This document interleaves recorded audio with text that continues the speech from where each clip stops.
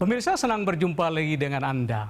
Gelombang protes menyertai pengesahan rancangan Undang-Undang Ciptaker.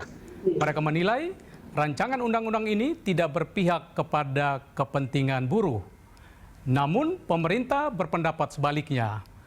Keberpihakan kepada buruh sudah terang benderang pada rancangan undang-undang ini.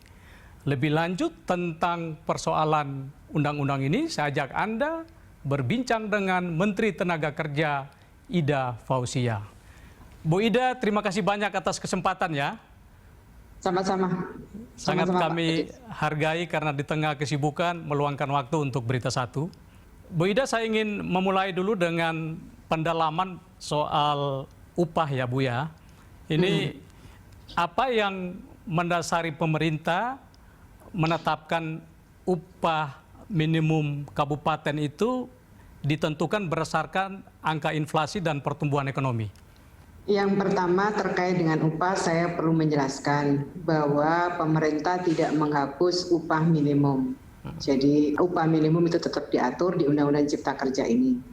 Upah minimum provinsi ditetapkan oleh gubernur, kemudian upah minimum gubernur dapat menetapkan upah minimum kabupaten atau kota dengan ada persyaratan tertentu, yakni berdasarkan pertumbuhan ekonomi dan atau inflasi.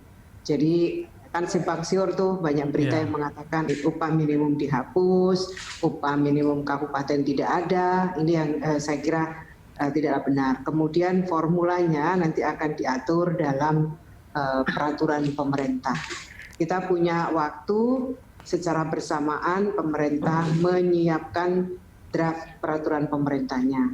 Yang berbeda mungkin dengan KL, kami sudah bersepakat Pak Kladius ketika proses penyusunan kembali atau review kembali draft RUU Cipta Kerja, kami bersama-sama dengan Tripartit Nasional, kami mereview draft RUU yang sudah kami sampaikan kepada DPR, akhirnya kami duduk bersama melalui forum Tripartit Nasional.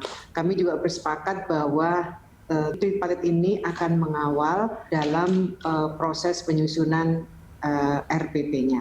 Itu pertimbangan penentuan upah minimum provinsi dan kabupaten sesuai dengan perkembangan pertumbuhan ekonomi dan inflasi itu dasarnya apa, Bu? Apa karena upah kita terlalu tinggi ya? Sebenarnya ini juga mengacu dengan Undang-Undang 13 dan PP 78 tahun 2015. Jadi ini juga yang menjadi aspirasi dari teman-teman. Jadi undang-undang ini formulanya akan diatur lebih detail diatur lebih lanjut dengan peraturan pemerintah. Hanya memang di situ penegasan variabel dan formula dalam penetapan upah minimum berdasarkan pertumbuhan ekonomi dan inflasi yang sumbernya diambil dari lembaga yang kompeten untuk mengeluarkan pertumbuhan ekonomi dan inflasi tersebut. Jadi tidak terjadi subjektivitas kepentingan, apakah itu kepentingan pekerja atau kepentingan pengusaha. Jadi ini salah satu titik temu. Jadi ukurannya atau parameternya jelas. Itu ketika pembahasan ini melibatkan serikat pekerja, bagaimana respon mereka? Karena setelah disahkan mereka masih keberatan dengan ketentuan ini, Bu. Oh, tidak, ini kalau upah minimum mereka tidak keberatan. Memang draft awalnya tidak ada upah minimum kabupaten. Tapi kemudian setelah hasil rapat Tripartit Nasional kami menyepakati bahwa gubernur dapat menetapkan upah minimum kabupaten dengan pertimbangan berdasarkan pertumbuhan ekonomi atau inflasi. Jadi ini sebenarnya kalau ini tidak terjadi perdebatan yang krusial. Ini kita bisa ketemu dengan teman-teman pengusaha dan teman-teman kerja bisa ketemu. Ya. Yang krusial itu bukan itunya, Mas, Pak Kledius. Yang krusial waktu itu kan kita tidak ada upah minimum kabupaten draft awal, tapi kan kita sempurnakan draftnya setelah ada rapat tripartit itu. Jadi ceritanya pada waktu Pak Presiden mengatakan menunda klaster ketenagakerjaan atau pengakhiran pembahasan klaster ketenagakerjaan, ini kesempatan emas bagi kami untuk mereview. Jadi mungkin yang berkembang itu adalah draft awal yang kami belum duduk bersama, tapi setelah duduk bersama itu diantaranya adalah mereka meminta upah minimum kabupaten kota itu tetap ada. Bu, satu lagi yang diprotes oleh KSPI ya, itu Pak Said Iqbal itu adalah penghapusan upah minimum sektoral. Ini apa pertimbangan pemerintah sehingga menghapus upah minimum sektoral? Upah minimum sektoral yang sudah ditetapkan, yang sudah kabupaten yang sudah memiliki upah sektoral itu tetap diteruskan. Yang lama tetap jalan, tapi yang baru yang baru karena sesungguhnya upah minimum provinsi itu harus bisa mencukupi safety net ya. Jadi batas yang sudah diatur itu nggak boleh lagi ada yang dan sebenarnya yang satu lagi yang tidak boleh dilakukan oleh perusahaan adalah memberikan upah di bawah upah minimum provinsi.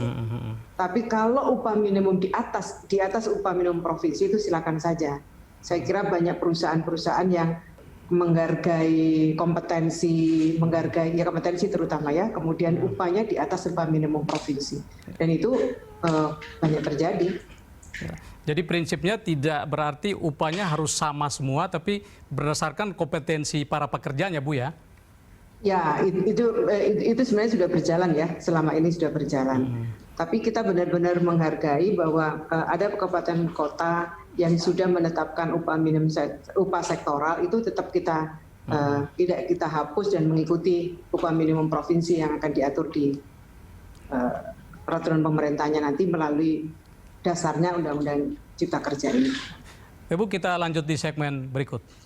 Pemirsa, tetaplah di Special Interview. Outsourcing ini kalau kita mengacu pada undang-undang sebelumnya itu kan hanya 5 jenis pekerjaan, Bu ya. Jadi yang diatur itu adalah hubungan kerjanya. Hubungan kerja antara pemberi kerja atau perusahaan outsourcing dengan pekerjanya.